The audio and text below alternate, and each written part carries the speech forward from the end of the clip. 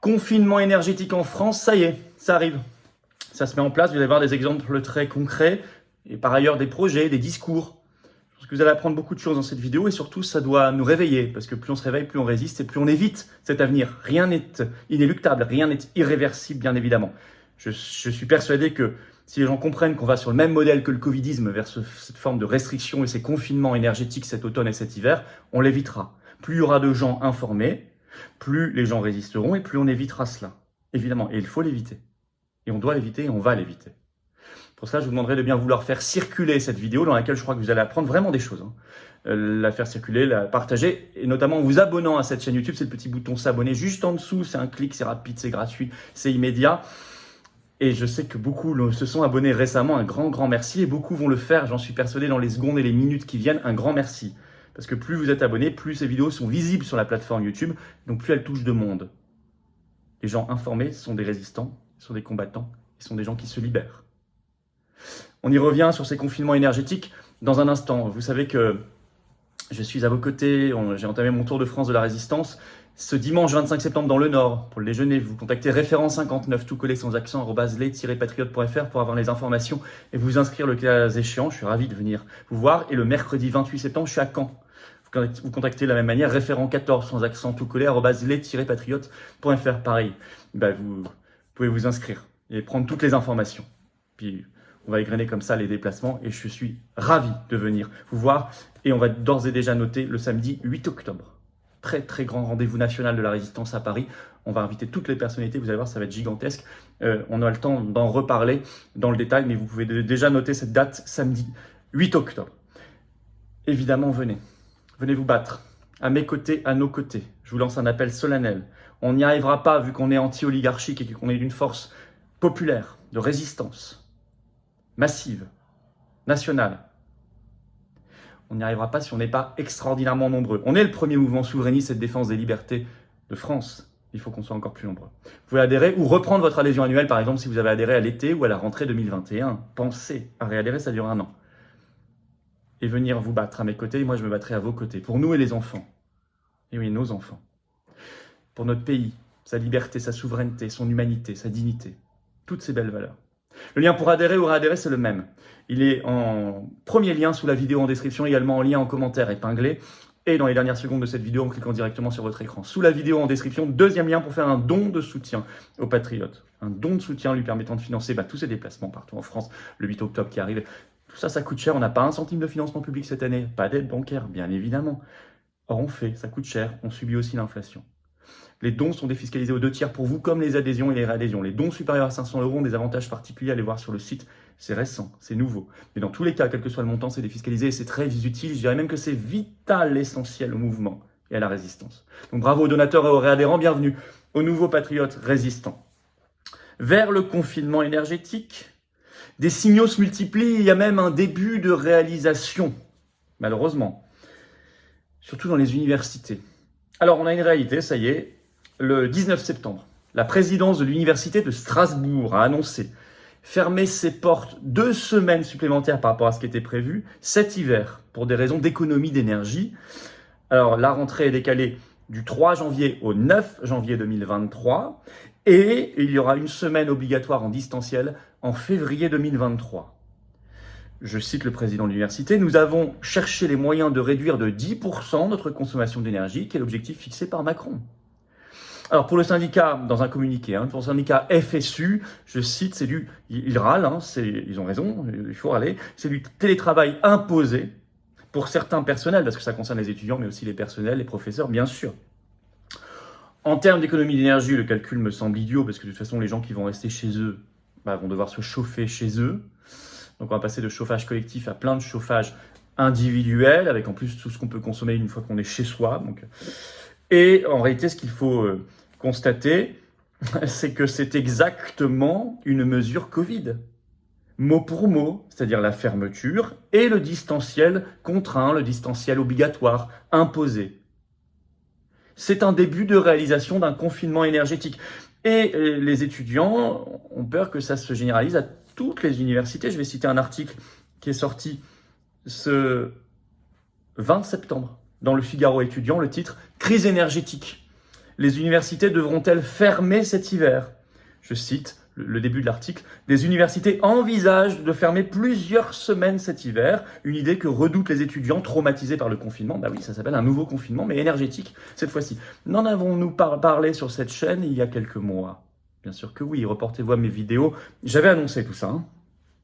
Alors idem, vous allez voir, selon l'article du Progrès du 18 septembre, le titre « Pour économiser de l'électricité, cet office HLM invite ses locataires à prendre l'escalier plutôt que l'ascenseur. » Pareil, économiser l'énergie de l'ascenseur, etc.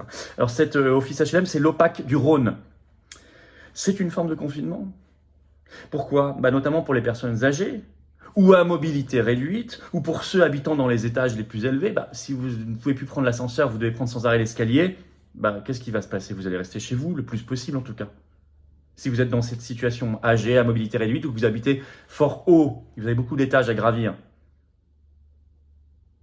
C'est une forme, là aussi, de début de confinement énergétique. Parce qu'une sombre réalité a été confirmée ce 19 septembre par Emmanuelle Wargon, qui est la nouvelle, vous savez, elle a été recasée la nouvelle présidente de la Commission de régulation de l'énergie. Je vais citer un article de ce 19 septembre de La Dépêche, le titre « Des coupures d'électricité ciblées, les sombres prévisions de la CRE, Commission de régulation de l'énergie, pour cet hiver ». Et effectivement, il se fonde sur une interview donnée à France Info par Emmanuelle Wargon ce 19 septembre. Elle disait, je cite, « S'il fait vraiment froid cet hiver et qu'EDF a du retard dans la réouverture des réacteurs nucléaires, on rentrera dans des mesures exceptionnelles, D'autant qu'il y a soi-disant un accord européen, validé au Conseil européen le 26 juillet dernier, on en a parlé aussi sur cette chaîne, qui dit que la France va devoir livrer du gaz à l'Allemagne et qu'en échange, l'Allemagne livrerait de l'électricité à la France. Et dans cette interview sur France Info le 19 septembre, Emmanuelle Wargon a confirmé que la France commencerait à livrer du gaz à l'Allemagne à partir du 10 octobre prochain. Donc ça arrive. Mais par contre, que l'Allemagne livre de l'électricité à la France, permettez-moi d'être extrêmement dubitatif. Pourquoi? Parce que l'Allemagne va manquer d'électricité.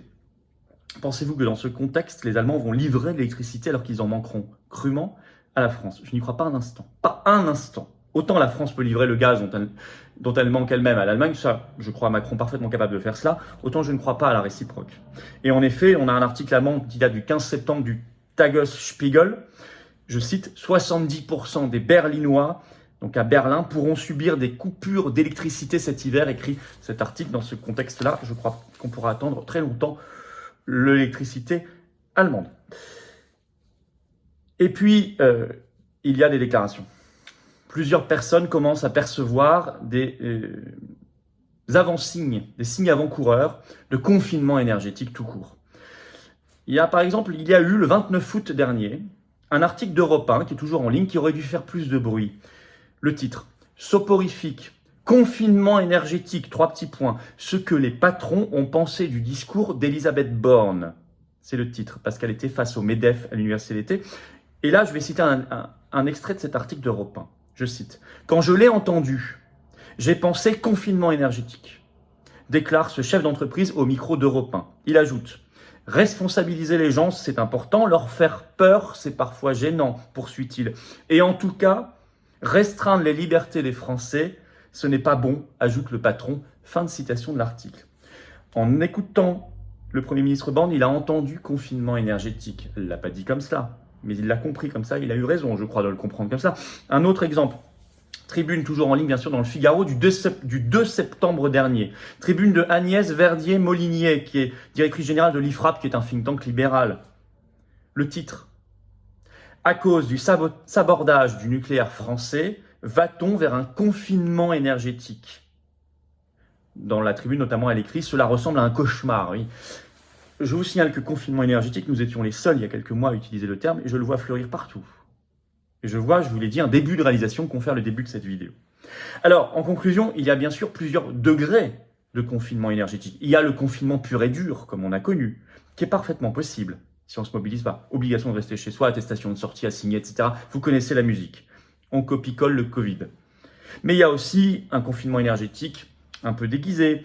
Par exemple, le télétravail obligatoire, le distanciel obligatoire pour les élèves, les étudiants. La mise en place à côté d'un pass énergétique. Quand vous faites vos courses, vous allez faire votre plein. Vous prenez des modes de transport, vous participez à des loisirs. Un pass énergétique, référez-vous aux vidéos que j'ai faites il y a quelques semaines là-dessus pour comprendre ce que c'est. Le Parisien y a consacré récemment un grand papier, ça n'est pas pour rien. En tout cas, je trouve qu'on est en train de tenter de nous endormir là-dessus, en disant pas les choses clairement. Ou par des débats de diversion, tous plus ou moins débiles, les débats qui concernent ce qui se passe dans la petite cour politicienne qui ne m'intéresse pas, j'y reviendrai même pas, mais vous savez à quoi je fais référence, les barbecues, les machins. Non, je pense qu'il faut se concentrer sur l'essentiel. Ils sont en train de tenter de nous endormir comme ils le faisaient juste avant le Covid. C'est pour ça que nous, on va réveiller tout ça.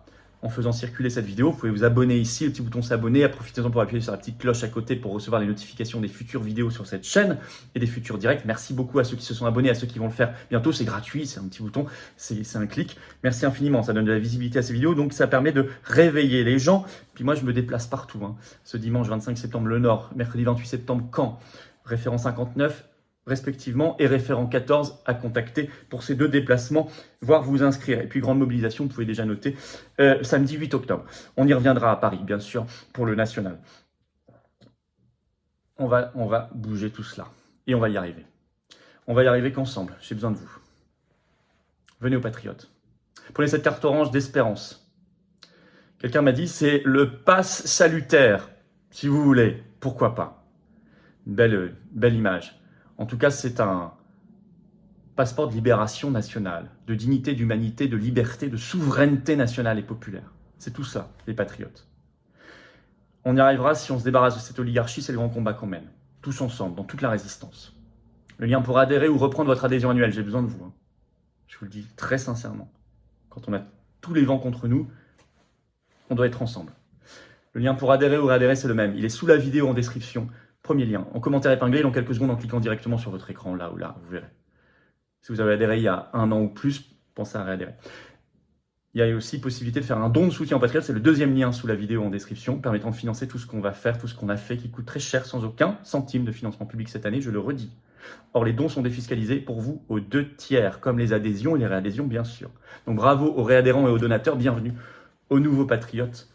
Vive la France!